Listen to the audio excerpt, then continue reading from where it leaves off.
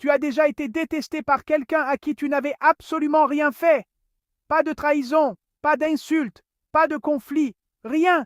Et pourtant, cette personne te regarde avec haine, cherche à te rabaisser, parle contre toi ou semble déterminée à te faire du mal.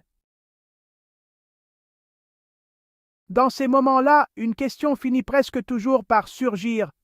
Pourquoi est-ce que je devrais continuer à faire le bien envers quelqu'un qui me fait du mal gratuitement?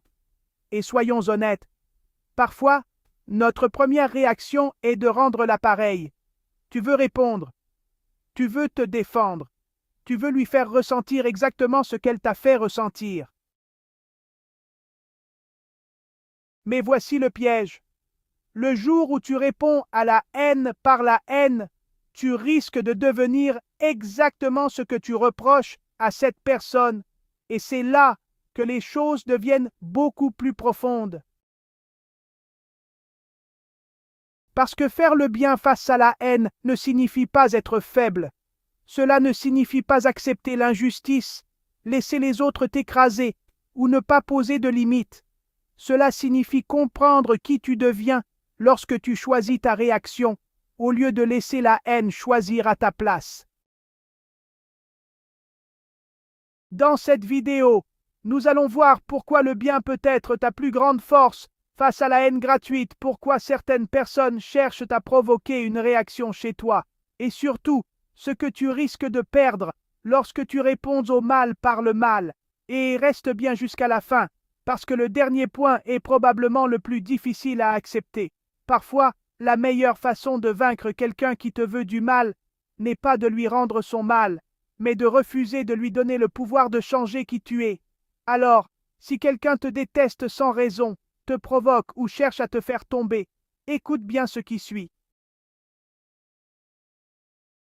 Parce que tu n'as pas besoin de devenir mauvais pour prouver que tu as raison. Tu peux choisir le bien. Et parfois, c'est précisément là que commence ta véritable victoire. Il y a des moments dans la vie où nous nous retrouvons entourés de personnes ou de situations qui ne reflètent pas les valeurs auxquelles nous croyons. Nous pouvons être témoins d'injustice, de cruauté, de malhonnêteté ou de haine. Dans ces moments-là, il peut être tentant de répondre de la même manière, de rendre le mal pour le mal. Mais il existe un autre choix.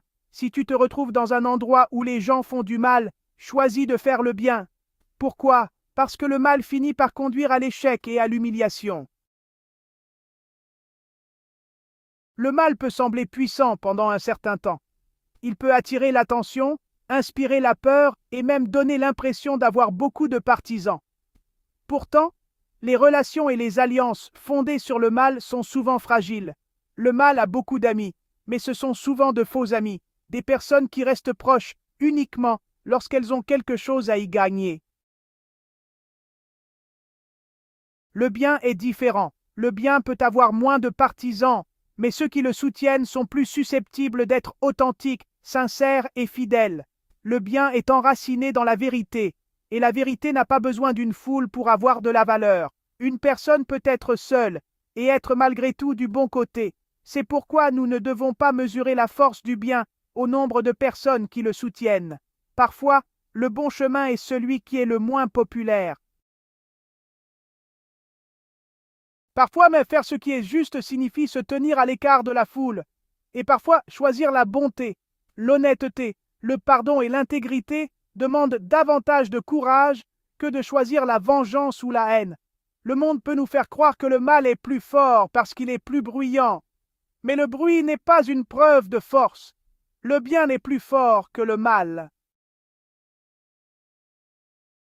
Il faut parfois plus de temps pour voir les résultats du bien, mais le bien construit au lieu de détruire. Il crée la confiance plutôt que la peur, des relations authentiques plutôt que de fausses alliances, et un respect durable plutôt qu'un pouvoir temporaire. Alors, où que tu te trouves, surtout dans les endroits où certaines personnes choisissent de faire du mal aux autres, souviens-toi de ce principe simple. Ne deviens pas ce que tu combats. Si les autres choisissent le mal, choisis le bien. Si les autres répandent la haine, réponds par l'amour. Si les autres agissent malhonnêtement, reste dans la vérité. Si les autres cherchent à te faire tomber, conserve ton intégrité. Car au final, le mal peut rassembler de nombreux adeptes, mais le bien crée quelque chose de beaucoup plus précieux, la vérité, la dignité et des relations fondées sur la sincérité. C'est pourquoi, quelles que soient les difficultés auxquelles nous sommes confrontés, choisir le bien n'est jamais une faiblesse. Le bien est plus fort que le mal. Merci d'avoir regardé. N'oubliez pas de laisser un commentaire, d'aimer et de partager avec ceux qui pourraient avoir besoin de ces informations. Je tiens aussi vraiment à fêter mes 100 premiers abonnés. Alors s'il vous plaît, aidez-moi à atteindre cet objectif en cliquant sur le bouton « S'abonner ».